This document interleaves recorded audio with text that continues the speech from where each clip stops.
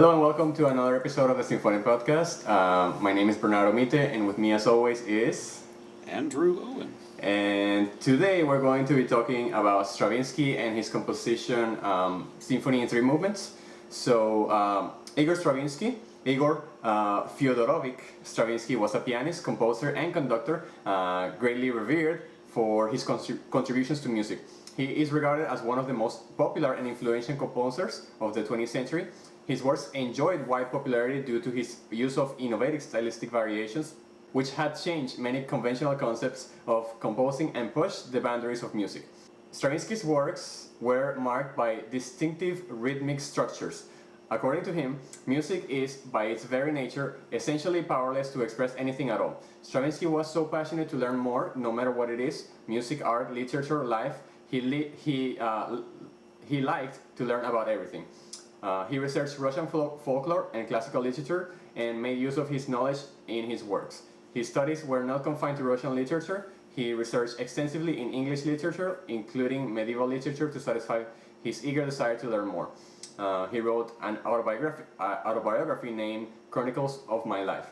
So, Igor Stravinsky was born on June 17th of 1882 to the couple Anna Kolodowski and Fyodor Stravinsky in Oranienbaum, a municipal town in Russia, and brought up in St.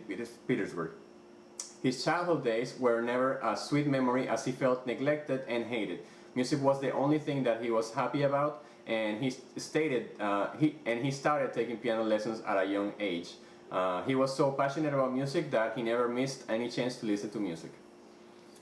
Yeah, I mean, when he was very, very young, in 1890, he was hardly old at all. I think he was about 8 years old. He happened to listen to Tchaikovsky's famous ballet, The Sleeping Beauty. This was the first time that he had ever heard an orchestra perform anything, so he was very awestruck by the whole situation. He was really excited about it, and it really fueled his interest for music, which seemed to last his whole life, of course. He mastered Mendelssohn's Piano Concerto in G minor, and the following year he successfully attempted a piano reduction of Glazunov's string quartets. He's definitely a person who showed tremendous musical ability very young in life, which tends to be the case with these famous composers. Yeah. Though his parents saw his passion for music, they didn't want him to pursue it. Instead, they wanted him to become a lawyer, and so thus he was enrolled to study law at the University of St. Petersburg in 1901. But he was not interested in that quite as much as he was interested in music. So he only attended a few classes, really no more than 50 classes in 4 years. He concentrated pretty much most of his time on music. Since he couldn't take his law finals, he received only a half-course diploma in law in 1906. And after the death of his father, he started studying music seriously. Sometimes it's just all it takes is a funeral to get music studies going. So Stravinsky met Nikolai Rimsky-Korsakov, the famous composer of the Russian Five, which we talked about before. He was then the leading composer in Russia. He was sort of the big Russian composer of the time. And on his advice, Stravinsky refrained from entering the St. Petersburg Conservatory. Instead, he started learning from Rimsky-Korsakov himself, and this continued until 1908. So that was about, not terribly long of studying with Rimsky-Korsakov, but plenty to influence his style. Yeah, and I think the most important part here is that that Korsakov, told him not to go to the conservatory, of course, because he wanted he wanted Stravinsky to, I guess, be original. There's that Russian Five coming out of him. Exactly. He wants to pure Russianness. Exactly. So Stravinsky performed his work Feu d'artifice, which means fireworks, in St. Petersburg in 1909, and Sergei Diaghilev, director of the Paris-based Ballet Russe, happened to be in the audience and was quite impressed with it. Diaghilev commissioned Stravinsky to perform in more concerts and later to compose a full-length ballet score. This work was called The Firebird, which was a great success. The ballet premiered in Paris in 1910, and he went there to attend it. Later, his family joined him, and they decided to stay there for quite some time in Paris. But after his time in Paris, he settled in Switzerland for a while. He stayed there until 1920. While he was there, he worked on three major compositions. Those are Petrushka, The Rite of Spring, and Pulcinella, which are three very different works from each other. At least Pulcinella is very different from The Rite of Spring and Petrushka. All of these works turned out to be big hits. So, I mean, these are really his big pieces of, or at least the first two are big pieces of his Russian period, and Pulcinella is his neoclassical stuff. But still, it's still a wonderful, wonderful work that are being created here in Switzerland. Stravinsky traveled back to Russia to collect some research materials which were required for Les Noces, a ballet composed by him. He returned to Switzerland just before World War I because the borders were about to close due to the war. Being one among the few Russian Orthodox or Eastern Orthodox community members settled in Switzerland, he is still remembered there. Yeah. By those communities. Yeah. So, as Russia refrained from joining the Bern Convention, Stravinsky faced some problems in collecting royalties for his performances and works. This led him to serious financial difficulties, and to get out of this contingency, Stravinsky approached the Swiss philanthropist Werner Reinhardt for financial assistance. At the time, he was writing the Histoire du Soldat, which is the Soldier's Tale, and he conducted the first performance with Ernest Ansermet in 1918. Did I say it okay? Ernest Ansermet. Ansermet. But he's a brilliant. This is such a good work. L'histoire du soldat. Yeah, it's pretty cool. So he conducted the first performance with Ernest Ansermet in 1918 at the Municipal de Lausanne. This entire event was sponsored by Reinhardt, and in return, Stravinsky dedicated this work to him. The next year, Reinhardt again funded a series of concerts by Stravinsky in gratitude of all the help. Stravinsky again dedicated another work, three pieces for clarinet. Reinhardt, on the other hand, founded a music library at his home dedicated to Stravinsky. So then Stravinsky had to move again. No, he's always traveling around. He's one of those composers that might, as far as I know, might be the most cosmopolitan composer that I've ever heard of. Yeah. But Stravinsky went to France in 1920 and formed a music-based business relationship with Joseph Pleyel, who was by profession a piano manufacturer and composer. I can only assume he's part of the Pleyel and Sons company. They started by Ignaz Pleyel back, one of Mozart's rivals, a long time ago. And his son Camille Pleyel was the guy that married Berlioz's wife, married Berlioz's fiancée during the engagement, and really caused Berlioz to go off the deep end. The Pleyel family is always sort of meddling with music history. It's sort of the Forrest Gump family, which is always there somewhere. But Pleyel helped Stravinsky in collecting royalties, thus providing him with a fixed monthly income and some studio space, which he used for composing and other activities. Stravinsky arranged and also recomposed some of his works for the Pleyela, which was a player piano that Pleyel made. Some of the major works which Stravinsky did for the Pleyela include The Rite of Spring, Petrushka, Firebird, Les Noces, and Song of the Nightingale. It's a really interesting thing to have a composer so actively involved in reworking his own pieces for strange new instruments like the Pleyela, slow player piano. Yeah. Later on, I mean, few composers would have done such a thing. I mean, later on, only I can think of Conlan Nankero, the guy that wrote all the player piano studies, punching the holes in the piano player rolls to make these outrageously difficult pieces. But no, Stravinsky was always, throughout his life, redoing his music, sometimes due to copyright law, because he wanted to keep making money for the music he composed. Yeah. From Paris, Stravinsky moved to the southern part of France for a brief period, and then returned to Paris again in 1934, and lived at the Rue du Faubourg Saint-Honoré. He accepted French citizenship the same year. That man had more citizenships than Boy Scouts have merit badges, which is just perfectly fine. Soon after this, Stravinsky faced the most grief-stricken period in his life, since his eldest daughter, Lyudmila, was diagnosed with tuberculosis, which she probably contracted from his wife. Stravinsky was admitted to a hospital for 5 months for treatment. Lyudmila died in 1938, and his wife Katerina in 1939. And also his mother died during that same period. So it was a pretty rough time for Stravinsky, one of those big watershed, grief-stricken years for him. Yeah, man. What's going on with these composers? The same thing happened to the one we just talked about. Who did we talk about? You know who we talked about. Debussy. Debussy, Right? Debussy. It took me that long too. So Stravinsky met a lady named Vera de Bozet in 1921, who was a dancer and an artist, much before Katerina's death, and they came closer, forming a very strong relationship. Vera was married to another man at a time, and later she left her husband and became Stravinsky's mistress. Another relationship with Debussy. So, however, I tell you. Stravinsky managed to spend time with his first family and with Vera.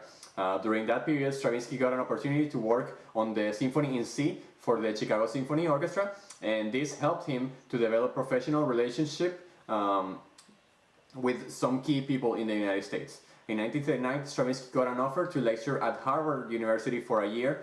He then moved to the United States during World War II and took his love, Vera, as well.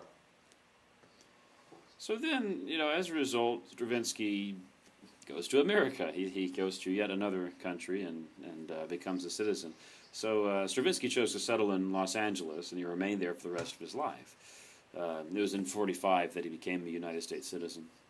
So at first, Stravinsky found adapting to the American life quite difficult, and so he surrounded himself with Russian friends and acquaintances. But gradually, in order to preserve his intellectual life, he was drawn to the company of many musicians, writers, poets, and composers, which were settled in Los Angeles.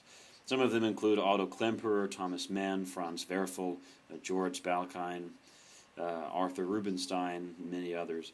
He settled in Los Angeles, and while he was there, Stravinsky worked for famous orchestras like the L.A. Philharmonic, and also performed with other concerts. Yeah. And other concerts. Yeah. So he was becoming very active there in that area. Yeah. The same city as Schoenberg was working in, actually. Yeah. So while he was in Los Angeles For 5 years. for 5 years, what? I think it was 6 years, yeah. Yeah. Because Schoenberg died in 1951, so. Yeah. So while he was in Los Angeles, he also met the famous British poet W.H. Auden and planned to write an opera with him. It was during this time that he met Robert Kraft, a conductor and musicologist. They became close to each other and became lifelong friends. Kraft played different roles as interpreter, chronicler, and assistant conductor for most of Stravinsky's musical and social activities. Stravinsky was part of the musical score for the movie The Court Jester, which was released in 1956. And also in 1962, Stravinsky went to St. Petersburg, which was at the time known as Leningrad, as we've talked about before, to perform a series of concerts. He then went to Moscow and met many renowned musicians like Dmitri Shostakovich and Aram Khachaturian. And then in 1969, he shifted to New York, where he lived for the rest of his life. Just jumped all around. And really, Stravinsky had so many just bizarre friends. He knew everybody, and everybody knew him. Stravinsky photographs are quite collectible. He's always with someone you wouldn't expect, be it a pope or Zsa Zsa Gabor or just whoever. Mm-hmm. And of course, we do have some nude photographs when he was skinny dipping. So if you ever want to see a composer's naked body, his is available on the internet. And he also has the mugshot too. Oh, and there's also the mugshot. And he got a little arrested a little while back. It was because he recomposed the United States national hymn, right? Was it something like that?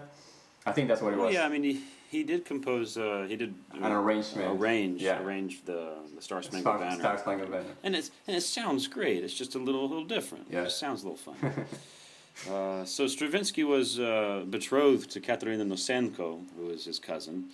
In 1905, this is way back, just getting into some random details of his personal life. Back in 1905, he was engaged to be married to Katerina Nosenko, who was his cousin. And he married her in 1906. Nothing wrong with marrying your cousin. It's kind of fun sometimes. This was against the Orthodox Church's wish. This marriage between first cousins was not acceptable in Orthodox customs. And how backward. The company welcomed their first baby, Fyodor, in 1907, and their second child, Ludmila, in 1908.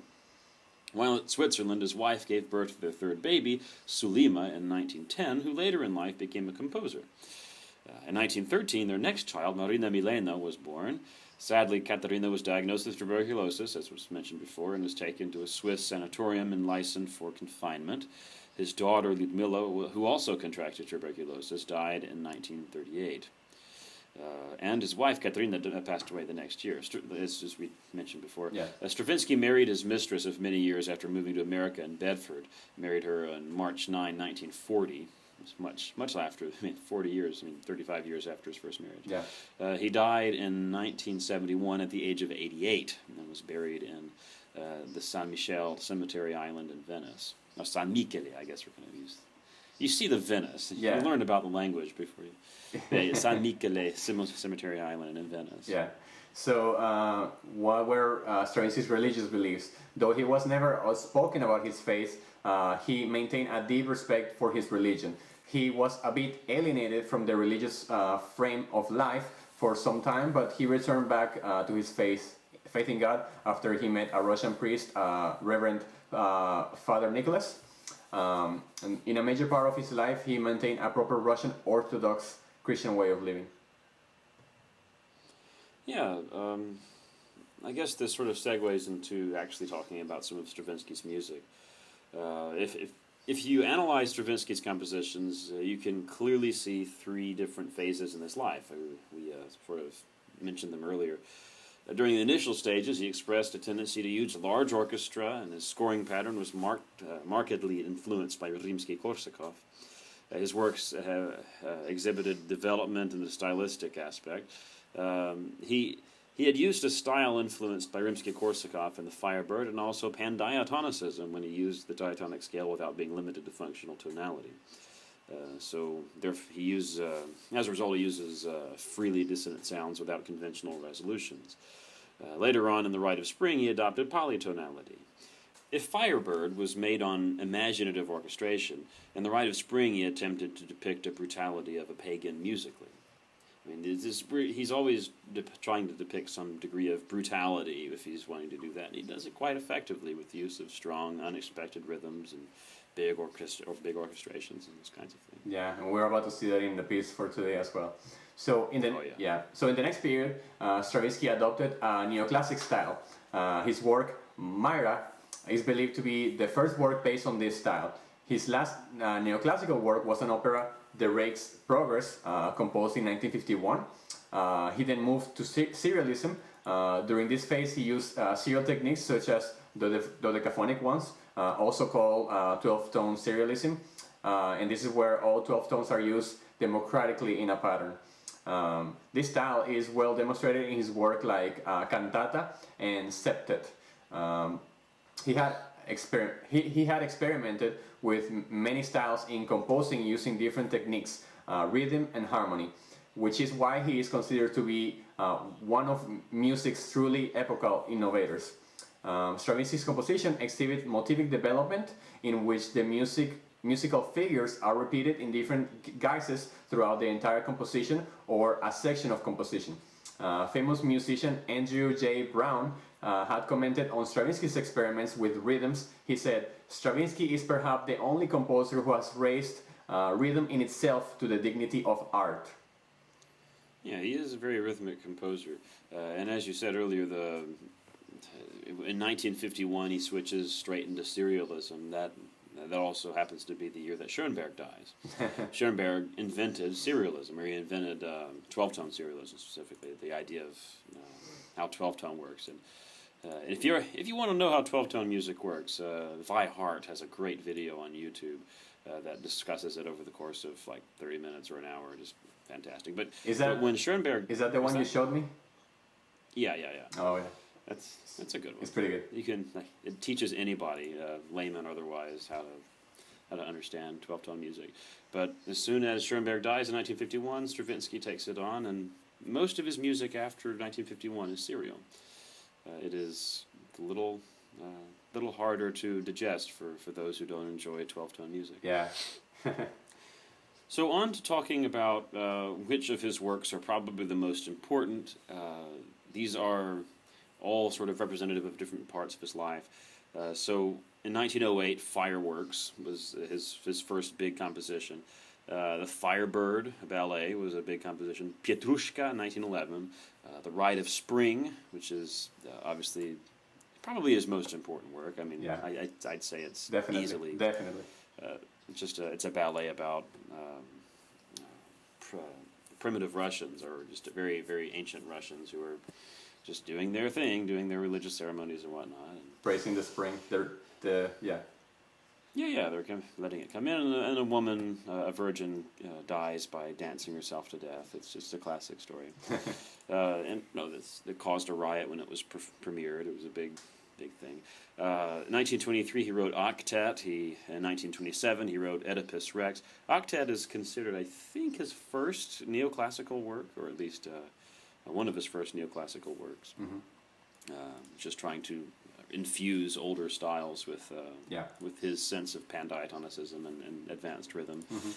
1927, he wrote Oedipus Rex, which is about a king by the name of Oedipus. Need I say more? Wikipedia, if you don't know what that's about. 1930, he writes the Symphony of Psalms, which is a very well-known work and frequently performed. 1951, he writes the Rake's Progress, which is right there at the start of his serial period. In 1957, he writes Agon, which is one of his. The later his works get, the less people are aware of him because that's sort of how it goes. And plus, serialism is hard to enjoy for a lot of people. And his Requiem Canticles, which he wrote in 1966. So those are probably his most important works, just from start to finish. So he received a lot of awards and accolades. Some of them, we're going to mention some of them. So Stravinsky was awarded the Sony Award, Denmark's highest musical honor, in 1959. Don't diss Denmark's ability to give a good award, let me tell you. And he was also posthumously honored with the Grammy Award for Lifetime Achievement in 1987, the year I was born. Hey, that's when I was born. Yeah. Hey. Then he was also inducted into the National Museum of Dance, the C.V. Whitney Hall of Fame, in 2004. And he was also honored by the United States Postal Service with a 2-cent Great American Series postage stamp in 1982. Is that all he was worth? Just 2 cents. Well, 2 cents in 1982 maybe was worth more. Yeah, I think you have to put Stravinsky's face on the envelope like 12 times to get a letter across. So we move now into the composition for today, which is the Symphony in 3 movements, which was composed between 1942 and 1945. The length is approximately 20 minutes. It's orchestrated for piccolo, 2 flutes, 2 oboes, 3 clarinets, the third clarinet also playing bass clarinet, 2 bassoons, a contrabassoon, 4 horns, 3 trumpets, 3 trombone, a tuba, a timpani, bass drum, a harp, piano, and strings. So just a normal orchestra. And it was premiered by the New York Philharmonic Orchestra under Stravinsky conducting on January 24th of 1946. Yeah, in 1942, 2 years after completing the Symphony in C, Stravinsky began on a commission from the New York Philharmonic. Work progressed fitfully, with the composer changing his mind many times about the shape the work would take, with the only certainty then being that it would include a concertante part for solo piano. Yeah. What ultimately evolved into the Symphony in 3 movements was not completed until 1945, during the final days of the World War II, under the influence, as the composer wrote, of our arduous time of sharp and shifting events, of despair and hope, of continual torments, of tension and, at last, sensation of relief. In World War II, men perfected machinery of mass destruction to match their basest brutality. Amidst ever more appalling horrors, man responded with music to match his highest aspirations. So composed in the haven of the USA, Stravinsky's response to specific cinematographic impressions of the war earned some disdain, as though he had no right to reflect these reflected experiences.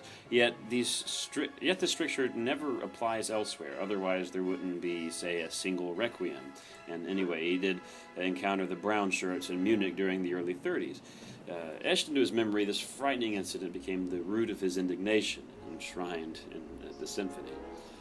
A lot of what I'm saying now are quotations from Stravinsky. Yeah. So nevertheless, Stravinsky remained a confirmed objectivist, insisting that it is not programmatic. Composers combine notes, that is all. How and what form the things of the world are impressed upon the music is not for them to say. This is a quote from Stravinsky. And we do find certain cinematographic detachment resulting from unremitting concentration of musical processes. Yet there's also something about the relentless drive, obvious in the outer movements, and even lurking within the stately sounding andante, something that attracts, fascinates, and curdles the blood.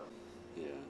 Well, I mean, the style of the piece it's basically the Rite of Spring viewed through the glass of Stravinsky's subsequent stylistic forays, specifically his neoclassical stuff, the neo-baroque, neoclassical, Greek classical stuff. Which is an endless involving amalgam of polyphony, linear development, rhythmic transformation, elegance, lots of violence. He's into that kind of stuff. I mean, just musically, I don't know about his personal life. But there's not a melody within earshot, yet Stravinsky performs such manipulative miracles with rudimentary motivic cells that you scarcely notice until you start feeling this maybe a Russian folk tune come out of nowhere. And everywhere there's that trademark Stravinsky sound, that sort of dry sound, the product not of just of his unique ear for sonority, but also of the very specific attacks he notates. A prime example being the long stabbing crescendo near the beginning of the symphony. Yeah. Stravinsky's doubts about the work's status probably stem from the disparate provenance of its parts.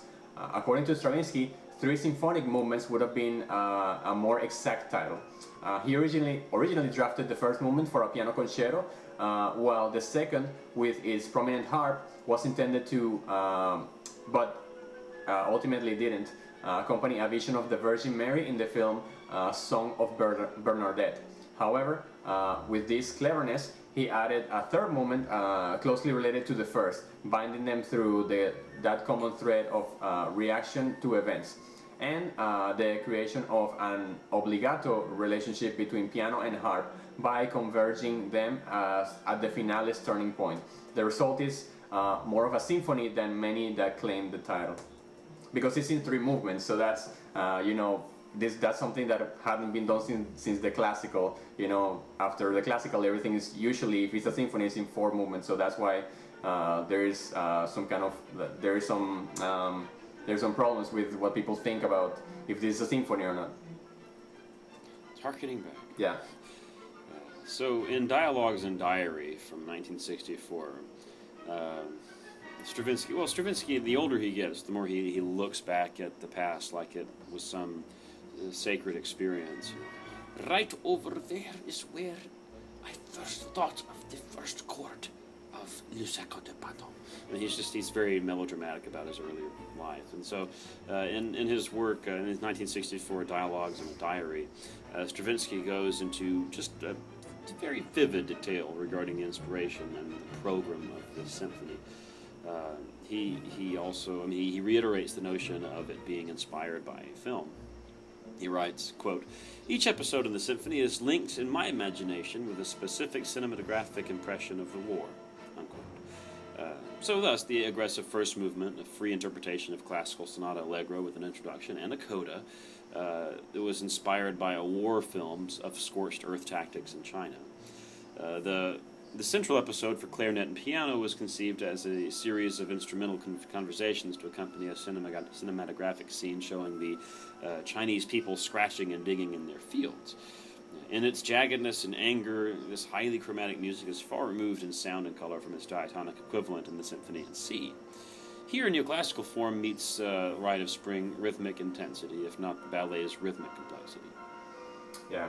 So the first movement, which is also called the overture, and the title is Overture Allegro. Allegro is just the time, the tempo of the piece. So he said that it's inspired by a war film, of course, earth tactics in China, like you said. With a merged 6 notes, Stravinsky grabs you by the throat and thrusts you into a seething cauldron of purposeful propulsion. That initial phrase is seemingly the only subject, although Stravinsky simulates sonata form, which with a horn call, which masquerades a second subject. There's a chattering bassoon herald, which is kind of like the development section, which is permeated by obsessive jabberings. And there's a varied reprise, which is marked by the stabbing crescendo. Finally, only the jabbering remains, a grisly crackling of bass clarinet as the music burns itself out in the chord, in the last chord. Yeah. So the second movement is called Andante Interlude, Li stesso tempo, the same tempo. The intended contrast is, well, there does seem to be a great deal of contrast to the first movement. The air is cool and classical. There's melody that goes over a grounded bass line. There's a chorale that announces sort of this more ethereal phase. Then it recalls the opening, only now the contours become troubled. It's clear blue sky stained by gathering grim clouds. Just love the imagery that we can run into in descriptions of this work. Mm-hmm. So movement 2 is difficult to conceive as having any relationship to an apparition of the Virgin. If it does such an event, it's surely done tongue-in-cheek, which is unlikely, with an almost Rossini-like lightness. So a 7-measure interlude leads to the finale. Yeah, and then the last moment, which is titled Con moto, which is with energy. Stravinsky wrote, the beginning is a reaction of newsreels, of goose-stepping soldiers, the square march beat, brass band instrumentation, and a grotesque tuba crescendo, or all related to those abhorrent pictures. Again, there's arguably only one subject, and even that derives from the first movement's theme, with a more episodic variational sequence, a la rondeau, reflecting its more graphic nature. The opening's Nazi arrogance becomes sardonically transformed and comically grinds to a halt. Calmly, piano and harp start a fugue, and Stravinsky said, this and the end of the symphony are associated with the rise of the Allies, and the final, rather too commercial D-flat 6 chord tokens my extra exuberance in the Allied triumph. The final chord, by the way, is spread out over 6 octaves, more than 6 octaves in the orchestra. Big hit. Yeah. So yeah, it's a neat piece. Yeah, I actually had never heard this piece till like 3 weeks ago. I heard it for the first time, and I really like it. I mean, if you like Stravinsky, you're probably gonna like this piece. If you like, obviously, the Rite of Spring and the Firebird, those kind of pieces, you're probably gonna like this piece. As long as you have something to listen to, as long as you know what to listen for and how to enjoy it, you're going to be fine. If you're just listening to it with the expectation of just it sounding nice, you're not going to probably find the same satisfaction. Yeah, that's true. But it's neat. He does lots of new, exciting things. Lots of dryness sometimes. I mean, it feels very. It's very jagged throughout. But it's a neat work. Yeah. Anything else you want to say about this piece? I think I'm good. Alright, well, thank you for listening to this episode. Of course, you can find us on YouTube if you want to watch the video, or if you're listening, you're probably already there on iTunes. Just so you know, the YouTube version also has images and some other things. Sometimes I put links on there, so you can choose your poison, right? So if you have any questions, or if you want to ask us anything, you can email us at symphonicpodcast@gmail.com, and we're gonna post the episode every Saturday or Sunday of every week, and hopefully we can figure all our technical things soon, so that we don't have any problems with that.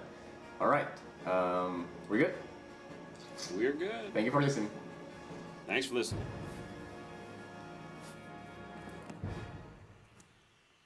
Yes.